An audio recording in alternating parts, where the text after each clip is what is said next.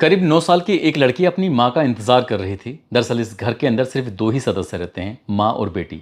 बेटी की उम्र लगभग 9 साल के आसपास है और माँ लगभग 33 साल के आसपास। बेटी रोज स्कूल जाती है और माँ अपनी ड्यूटी पर जाती है। ड्यूटी से उस रात आई नहीं थी, इसलिए लड़की परेशान थी। जैसे जैसे रात आगे बढ़ रही थी, वक्त आगे बढ़ रहा था, वैसे बेटी के सब्र का बांध टूट रहा था। आखिरकार रात के जब 1 बज जाता है, 2 बज जाते हैं, तब वो लड़की ज़ोर ज़ोर से रोने लगती है। अब उसके रोने की आवाज़ें पड़ोस घर तक पहुंच जाती हैं। पड़ोसी पूछते हैं कि बेटा तुम रो क्यों रही हो। वो बताती है कि मेरी माँ आज काम से वापस नहीं आई है, मैं समझ नहीं पा रही हूँ कि आखिरकार करूँ क्या। उस रात ना वो खाना खाती है और ना ही ठीक से सो पाती है। पड़ोसी उसे तसल्ली देते हैं और उसकी माँ को तलाश करने की कोशिश करते हैं। कोई संपर्क नहीं हो पाता तो कहते हैं कि दिन निकलने दो, उसके बाद फिर देखते हैं कि क्या करना है। दिन निकला जाता है, उसके बाद फिर उसकी जो महिला होती है उसके परिवार वालों से, यानी कि इस बच्ची के ननिहाल वालों से संपर्क साधा जाता है और उस महिला को ढूंढने की हरचंद कोशिश की जाती है। कई दिनों के बाद आखिरकार वो महिला मिल जरूर जाती है, लेकिन जिस रूप में मिलती है उसकी किसी ने कल्पना नहीं की थी। शरीर मिलता है कंकाल के रूप में और वो मर चुकी थी। जब ये पता चलता है कि इसका रेप हुआ है और रेप के बाद उसकी हत्या कर दी गई है, ठीक वैसे ही कहानी याद आती है पश्चिमी बंगाल की राजधानी कलकत्ता के अंदर ट्रेनी डॉक्टर की जिस तरह से रेप के बाद हत्या कर दी जाती है। पूरा देश ये जानना चाहता है कि आखिरकार उस ट्रेनी डॉक्टर के साथ हुआ क्या है। ठीक वैसे ही इस 9 साल की बच्ची की माँ के साथ क्या हुआ है, हर कोई यही जानना चाहता है। आज की इस कहानी के माध्यम से यही समझने की कोशिश करते हैं कि आखिरकार उस 9 साल की बच्ची की माँ के साथ हुआ क्या था। आदाब, नमस्कार, सत श्री अकाल। मैं उस्मान सैफ़ी। आज की जो सच्ची घटना मैं आपको सुनाने जा रहा हूँ, ये सच्ची घटना है उत्तराखंड प्रदेश का एक ज़िला है ऊधम सिंह नगर, और ऊधम सिंह नगर ज़िले का ही एक शहर है रुद्रपुर। दरअसल यहाँ के एक प्राइवेट हॉस्पिटल के अंदर एक 33 साल की नर्स रहती है और नर्स 30 जुलाई 2024 को वो अपनी शाम को ड्यूटी पूरी करने के बाद अपने घर जाती है। दरअसल वो नौकरी करती है उत्तराखंड के रुद्रपुर शहर के एक हॉस्पिटल के अंदर, और उसका जो घर है वो उत्तर प्रदेश के ज़िला रामपुर का एक शहर है बिलासपुर, और उसी का ही एक इलाका है डिबडिबा। दरअसल इन दोनों की जो दूरी है वो रुद्रपुर और डिबडिबा की लगभग 19 किलोमीटर के आसपास की दूरी है। महिला रोज़ अपने घर से जाती है, घर से जाने के बाद वापस शाम को ड्यूटी करके आ जाती है। घर पर उसकी बेटी उसका इंतज़ार कर रही होती है, लेकिन 30 जुलाई 2024 को वो वापस लौट कर नहीं आती तो बेटी बहुत ज़्यादा परेशान हो जाती है। बेटी की रात रो रो के गुजर जाती है अपनी माँ की याद में कि माँ कब आएगी, कब नहीं आएगी। पड़ोसियों को सूचना मिलती है। पड़ोसी इस बात की जानकारी उस 9 साल की बच्ची के ननिहाल वालों को देते हैं और उन ननिहाल वाले उस बेटी को हर जगह तलाश करने की कोशिश करते हैं। आखिरकार उस 9 साल की बच्ची की जो मौसी होती है वो मौसी सीधा पहुंच जाती है नज़दीकी पुलिस स्टेशन यानी कि रुद्रपुर। वहाँ कोतवाली में जाती है, जाकर कहती है कि जो उसकी बड़ी बहन है वो एक प्राइवेट हॉस्पिटल के अंदर नौकरी करती है नर्स के रूप में, अब वो घर नहीं आई है, उसको ढूंढने की कोशिश करो, उसकी बेटी बहुत ज़्यादा परेशान है। जैसे ही ये बात बताई जाती है तो रुद्रपुर कोतवाली ने इस मामले को उतनी गंभीरता से नहीं लिया जितनी गंभीरता से शायद इस मामले को लेना चाहिए था। पुलिस ने कहा कि ठीक है, हम ढूंढने की कोशिश करेंगे, आप परेशान मत हो। उस लड़की को तसल्ली दी जाती है। कुल मिलाकर ये मामला गुमशुदगी में दर्ज कर लिया जाता है और पुलिस अपने जैसे हर मामले को बहुत ही शिथिलता के साथ लेती है, ठीक वैसे ही शिथिलता के साथ इस मामले को लिया जाता है। वो लड़की लेकिन शांत नहीं बैठती। अपनी बड़ी बहन को ढूंढने के लिए अपने परिवार के साथ जिन जिन रास्तों से वो गुजरती थी उन उन रास्तों पे जाती है और आसपास के हर एक जगह को, हर एक इलाके को खंगालने की कोशिश कर रहे थे ताकि वो लड़की यानी कि उसकी बड़ी बहन मिल जाए। लेकिन धीरे धीरे करके 1 सप्ताह कब गुजर जाता है पता ही नहीं चलता। आखिरकार 8 अगस्त 2024 की शाम लगभग 5:30 बजे के आसपास का वक्त हो रहा था और पुलिस का फ़ोन पहुंचता है। जब पुलिस का फ़ोन पहुंचता है तो उनसे कहा जाता है कि आपको यहाँ पुलिस स्टेशन आना है और आपको लेके कहीं चलना है। दरअसल एक लाश मिली है और ये देखना है कि ऐसा तो नहीं है ये लाश तुम्हारी बड़ी बहन की हो। जैसे वो बात सुनती है वो कहती है कि ठीक है, हम लोग पहुंचते हैं। परिवार के लोग अब वहाँ पहुंचते हैं तो एक वसुंधरा मार्ग लगता है, वसुंधरा रोड लगता है। उस वसुंधरा रोड पर झाड़ियाँ होती हैं, रोड के बिल्कुल एकदम किनारे। वहाँ पर जाकर देखते हैं तो बड़ी बड़ी झाड़ियों के अंदर एक लाश पड़ी हुई थी। लाश बिल्कुल कंकाल के रूप में पूरी तरह से बदल चुकी थी और जैसे ही उसके कपड़े, उसके जो पर्स होता है, उसकी जो ज़रूरत की चीज़ें सामान थे उनको देखा जाता है और देखने के बाद पता चलता है कि उन कपड़ों के आधार पर तो ये तो लाश उनकी बेटी की है, उनकी बड़ी बहन की लाश है। सबके सब लोग पहचानने की कोशिश कर रहे थे। बाकी उसके जो भी उसकी बॉडी जो दिख रही थी वो कंकाल बन चुकी थी। उसको देखकर पुलिस वालों ने ऐसा भी बताया, ऐसा दावा किया जा रहा था कि परिवार वालों से कहा कि इसकी तो लाश को गलाने के लिए किसी केमिकल का इस्तेमाल किया गया है। किसने केमिकल का इस्तेमाल किया है, किसने इनकी हत्या की है? अब ये कई तरह के सवाल थे। इन सवालों के जवाब हर कोई जानना चाहता था और सबसे पहले इन सवालों का जवाब जानना चाहते थे उस मरे मरे हुए जो नर्स होती है, नर्स के परिवार के लोग, क्योंकि वो इतने ज़्यादा चिंतित थे, कई दिनों से लगातार तलाश कर रहे थे। इस बीच जो नर्स के परिवार के लोग होते हैं उन्हें गुस्सा भी आता है, क्योंकि पुलिस ने शायद इस मामले को इतना गंभीरता से नहीं लिया था, लेकिन पुलिस ने फिर भी उन्हें डपट कर फटकार कर किसी तरह से शांत कर दिया और वहाँ से जाने के लिए कहा कि हम ठीक हैं, हम जितनी जल्दी हो सकेंगे तलाश करेंगे।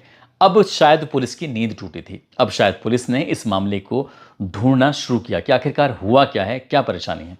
8 तारीख को जैसे 8 अगस्त को जैसे उसकी नर्स की लाश मिलती है, आखिरकार लगभग 500 से ज़्यादा जो सीसीटीवी कैमरे थे उस रुद्रपुर से लेकर और इस बिलासपुर के रास्ते में जहाँ जहाँ से वो महिला गुजरती थी, तो उन 500 कैमरे में एक कैमरा ऐसा था जहाँ पर नर्स दिखाई देती है, ई रिक्शे पे वो जा रही है।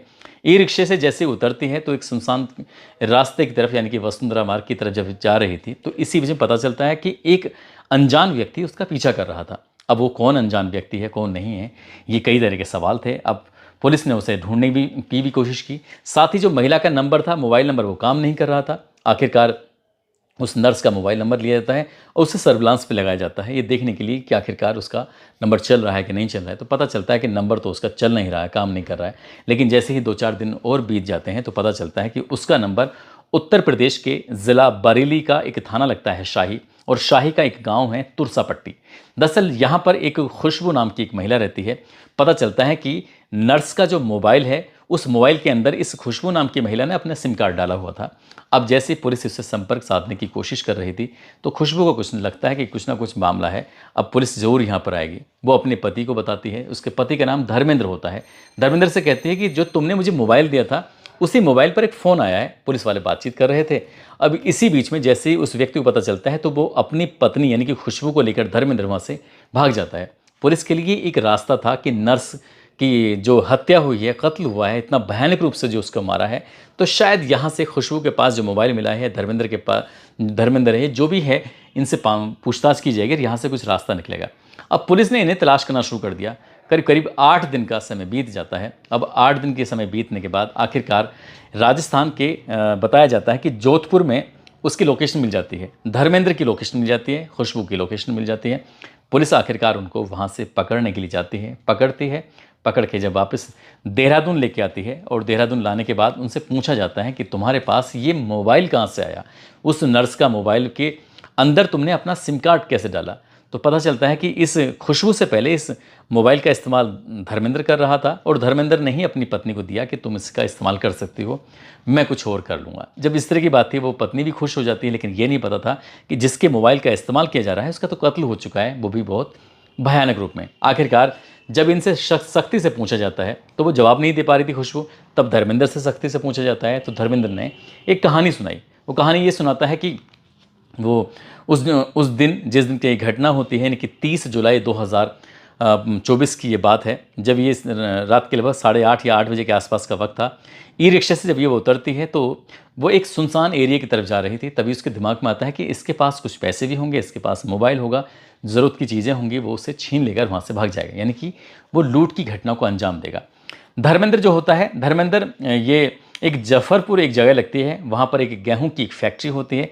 गेहूं की फैक्ट्री में वो मजदूरी का काम करता है। इससे पहले भी एक आर्म्स एक्ट के मुकदमे में वो उस पर कार्रवाई हुई थी और जो भी पुलिस ने उसे जेल वगैरह भेजा था। लेकिन जैसे ही उसने उसकी नर्स के पीछे पीछे जाता है, अब उसे बिल्कुल सुनसान रास्ता मिलता है, कोई रोक नहीं, कोई टोक नहीं। वो तुरंत ही उसे पकड़ता है। पुलिस इस तरह की घटनाक्रम का खुलासा करती है, उससे पूछताछ करती है। तो उसे पकड़ता है तो उस नर्स ने उसके विरोध किया और विरोध कुछ इस तरह से किया। नर्स बताई जाती है ताकतवर होती है, लेकिन वो धर्मेंद्र जो होता है, मजदूर जो होता है, वो उसका शरीर थोड़ा सा उसके मुकाबले हल्का था, लेकिन वो नर्स पर भारी पड़ जाता है और नर्स को वो इसका सर बहुत बुरी तरह से पटकता है। जैसे ज़मीन में पटकता है तो वो विरोध करने की स्थिति में नहीं होती। इस बीच में उसकी नीयत, यानी कि धर्मेंद्र की, उस मजदूर की नीयत उस नर्स को देखकर ख़राब हो जाती है। उसके वो अंदर झाड़ी की तरफ लेके जाता है, उसके साथ वो मारपीट करता है और मारपीट करने के बाद जब वो बेहोशी जैसी हालत में हो जाती है तो वो उसका बलात्कार करता है। और जब बलात्कार करता है, जब तक उसके तसल्ली नहीं हो जाती, उसे पूरी संतुष्टि नहीं हो जाती, तो उसके बाद फिर वो वहाँ से जब जाने की कोशिश कर रहा था तो उसे पता था कि शायद इस बात का कहीं ऐसा ना हो खुलासा हो जाए, क्योंकि उसने उसका चेहरा देख लिया है। तब उसने उसके दुपट्टा, कोई जो भी उसके पास चुन्नी वगैरह थी, उस चुन्नी से, उस दुपट्टे से उसका गला घोंटता है और गला घोंटने के बाद यहाँ से इत्मीनान से निकल जाता है उसका मोबाइल लेकर। और जब वहाँ से उसके पास जो ज़रूरत की चीज़ें थीं जिनका वो इस्तेमाल कर सकता था, वो आराम से यहाँ से जाता है, निकल जाता है, अपनी पत्नी के पास जाता है। 2-4 दिन तो वो उस मोबाइल का वो खुद से इस्तेमाल करता है, बाकी वो फिर अपनी पत्नी को दे देता है और कहता है कि तुम ही इसका इस्तेमाल करो। लेकिन पुलिस ने जब इस घटनाक्रम का खुलासा किया तो ये बात कहीं ना कहीं परिवार वालों के समझ में नहीं आ रही थी, क्योंकि जिस झाड़ी में ये शव मिला था, जिस झाड़ी में लाश मिली थी, परिवार के लोगों ने उस झाड़ी में भी जाकर देखा था। लेकिन जिस इलाके से वो जिस रास्ते पे झाड़ियाँ थीं, झाड़ी में शव था, उस रास्ते से लोगों का आना जाना भी होता था, लेकिन किसी को दुर्गंधी नहीं आती है। 8 दिन तक किसी को दुर्गंधी नहीं आई और वो लाश ना रह के कंकाल का रूप धारण कर लेती है। हालांकि ऐसा बताया जाता है कि केमिकल का इस्तेमाल किया है। अगर केमिकल का इस्तेमाल किया है, हालांकि पोस्टमार्टम रिपोर्ट में ये सब नहीं आया है, लेकिन केमिकल का इस्तेमाल किया है, तो वो मजदूर केमिकल कहाँ से लेकर आया उसकी लाश को गलाने के लिए। तब कई तरह के सवाल थे जो हर कोई जानना चाहता था कि आखिरकार इस महिला के साथ हुआ क्या है। तो परिवार के लोगों ने जब पुलिस से संपर्क किया था तो मामला 2 राज्यों से जुड़ जाता है। नौकरी करती है उत्तराखंड प्रदेश के जो ज़िला होता है उधम सिंह नगर, उसके शहर रुद्रपुर में, और वो रहती है उत्तर प्रदेश के ज़िला रामपुर के बिलासपुर का एक डिबडबा इलाका होता है, वहाँ रहती है। 2 राज्यों से ताल्लुक़ होता है। एक राज्य की पुलिस दूसरे राज्य पर डाल रही थी और दूसरे राज्य की पुलिस इस पर डाल रही थी।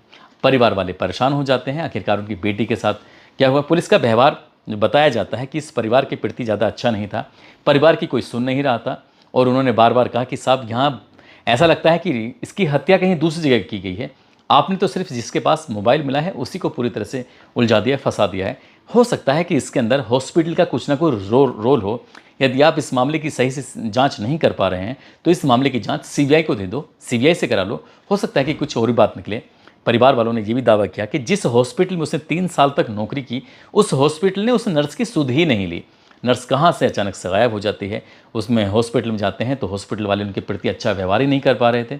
घर वाले इसलिए भी थोड़ा परेशान थे कि आखिरकार कुछ ना कुछ दाल में काला है। पुलिस ने जो खुलासा किया है उनके गले नहीं उतर रहा है, और आखिरकार करें तो क्या करें, क्योंकि वो महिला अपनी बेटी के साथ रह रही थी। उसके पति के बारे में मैंने जानकारी जुटाने की कोशिश की, लेकिन पता नहीं चल पाया कि आखिरकार की मामला क्या है। और लेकिन 9 साल की जो बच्ची है, भविष्य में उसकी परवरिश कैसे होगी। परिवार वालों ने सरकार से मांग भी की कि कम से कम इसकी आर्थिक मदद कर दी जाए, जो इस बच्ची की परवरिश हो जाए। लेकिन ना तो उत्तराखंड की सरकार ने, ना ही उत्तर प्रदेश की सरकार ने इस मामले में शायद कोई गौर नहीं की है। साथ ही घर वालों ने कहा कि वैसे तो तुम्हारा बुलडोज़र जगह जगह जाकर गरजता है, बरसता है, लेकिन इस मामले में ना तो उत्तराखंड प्रदेश का बुलडोज़र गरजता है, ना ही उत्तर प्रदेश का जो बुलडोज़र होता है वो गरजता है।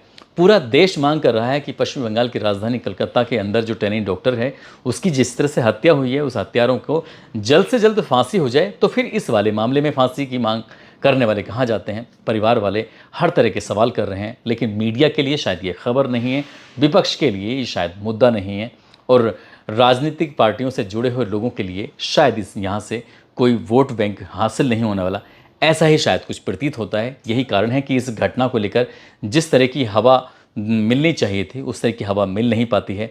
परिवार के लोग बस इधर से उधर चक्कर काट रहे हैं, और बेटी को अभी तक ये मालूम नहीं है कि उसकी माँ जिंदा है, मर गई है, कभी वो वापस लौट कर नहीं आएगी। शायद जब उसको होश आएगा तब तक वो बड़ी हो जाएगी, और जब बड़ी हो जाएगी तब तक उसकी शायद परवरिश जिस तरह से हो रही थी शायद वैसी परवरिश हो नहीं पाएगी। उस बच्ची का भविष्य जरूर अंधकार में है।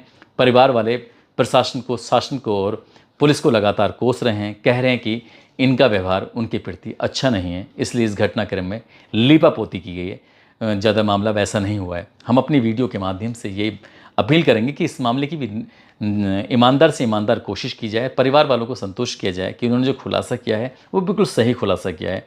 धर्मेंद्र ही है जो असली कातिल है। इस तरह के परिवार वालों से बातचीत करके हो सकता है कि परिवार वालों के समझ में आ जाए, लेकिन जिस तरह से परिवार वालों को लग रहा है कि कुछ गलत हुआ है, लेकिन उन तक उनकी जो असली कहानी वो पहुंच नहीं पा रही है।